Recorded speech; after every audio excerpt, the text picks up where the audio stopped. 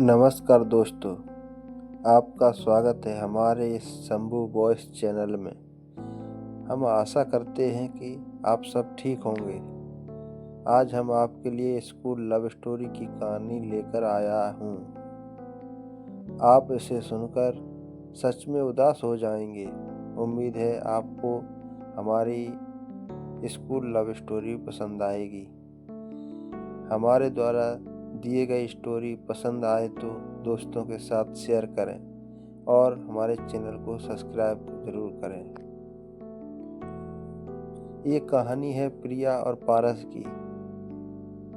कैसे दोनों एक गलतफहमी की वजह से अलग हो गए और बाद में कैसे मिले। तो आइए इसे मैं और आप साथ पढ़ते हैं और जानते हैं कि क्या है प्रिया और पारस की लव स्टोरी। प्रिया और पारस, इनका मानना था कि सबसे अच्छे कपल से पहले अच्छा फ्रेंड होना जरूरी है, तभी आप उसे रिश्ते की अहमियत को समझ सकते हैं। अगर आप अच्छे फ्रेंड नहीं हैं तो आप कभी अच्छे कपल भी नहीं बन सकते हैं। और इनकी इसी सोच की वजह से वो अपनी क्लास के ही नहीं बल्कि पूरे स्कूल की सबसे अच्छे कपल थे। ये इन दोनों के बीच का रिश्ता इतना गहरा था कि कॉलेज का हर कपल इनसे जलन महसूस करता था। लेकिन वहीं पर कुछ लोग इनकी तरह बनना भी चाहते थे और ये दोनों पढ़ाई में भी बहुत अच्छे थे। क्लास और कोचिंग में टॉपर भी। प्रिया और पारस दोनों की लाइफ अच्छी थी।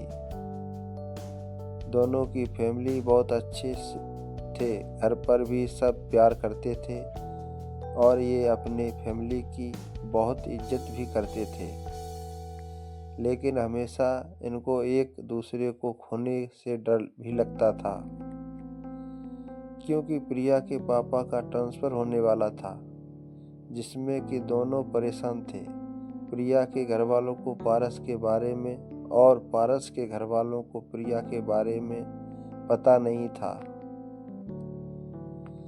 एक दिन जब पारस ने पापा ऑफिस जा रहे थे, तभी रास्ते में उनका एक्सीडेंट हो गया और पारस के घर हॉस्पिटल से फ़ोन आया और वो लोग हॉस्पिटल चले गए।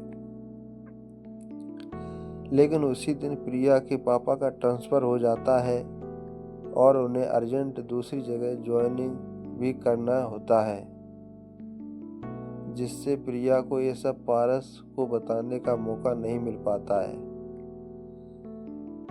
जब वो हॉस्पिटल जाती है तो वहाँ पर पारस नहीं होता है और जब वो पारस के घर जाती है तो वहाँ पर भी कोई नहीं होता है, जिससे पारस को वो ये सब नहीं बता पाती है। और इन सब से अनजान पारस जब अपने घर और कॉलेज जाता है तो उसे पता चलता है कि प्रिया के पापा का ट्रांसफ़र हो गया और कोई नहीं जानता कि कहाँ हुआ है। इन सब से पारस टूट जाता है और उसके घर वाले ये देखकर उसे विदेश पढ़ने भेज देते हैं। और अमन प्रिया को भूलने के लिए चला भी जाता है। वो पढ़ाई ख़त्म करके वहीं पर नौकरी करने लगता है और वहीं पर सेटल भी हो जाता है। फिर एक दिन उसके घर उसके एक दोस्त की शादी का कार्ड आता है और जब उसके घर वाले उसे ये बताते हैं तब वो अपने आने से साफ इनकार कर देता है। लेकिन जब बाद में वो अपनी फैमिली के रिक्वेस्ट पर चला आता है, क्योंकि वो 6 साल से घर नहीं आया था।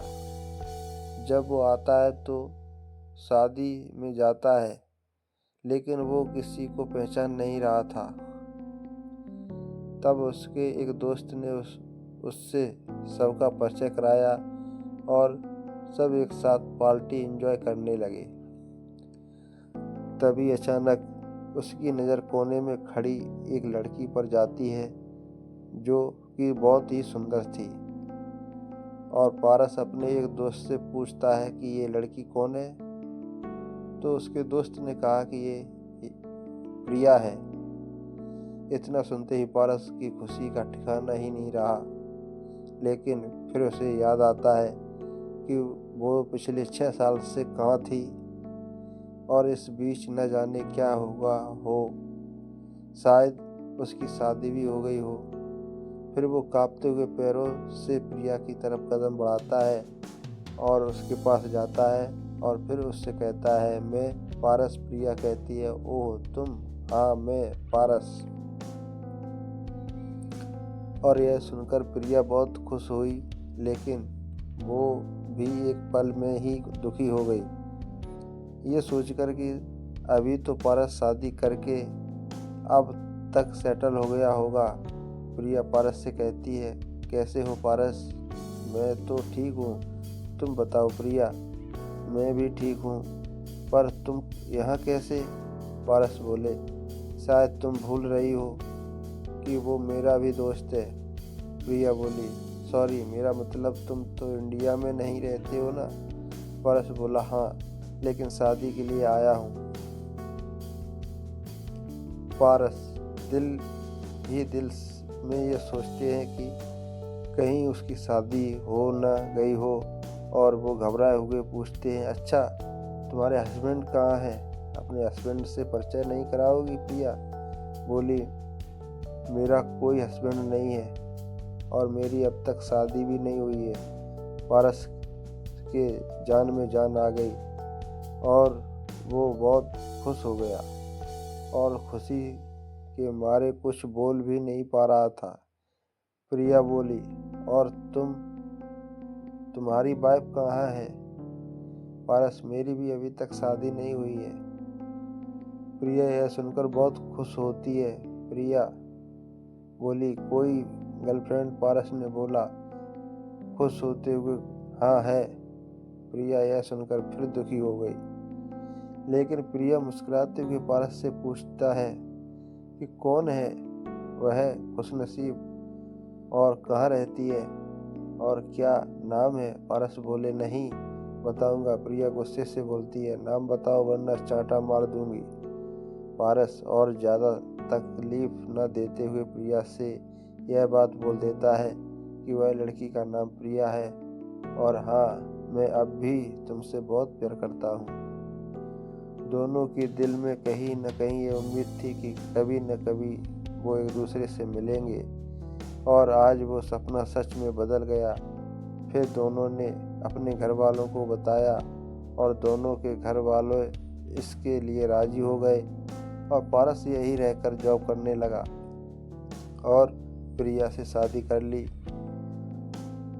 कुछ सालों बाद उसकी एक क्यूट सी बेबी भी हुई जिसे दोनों बहुत प्यार करते हैं। तो दोस्तों, उम्मीद करता हूँ कि आज की ये लव स्टोरी कहानी आप लोगों को ज़रूर पसंद आई होगी। कि दोस्तों हमें कमेंट करें, बताएं कहानी कैसी लगी आपको, और हमारे चैनल को लाइक, शेयर और सब्सक्राइब ज़रूर करें। धन्यवाद।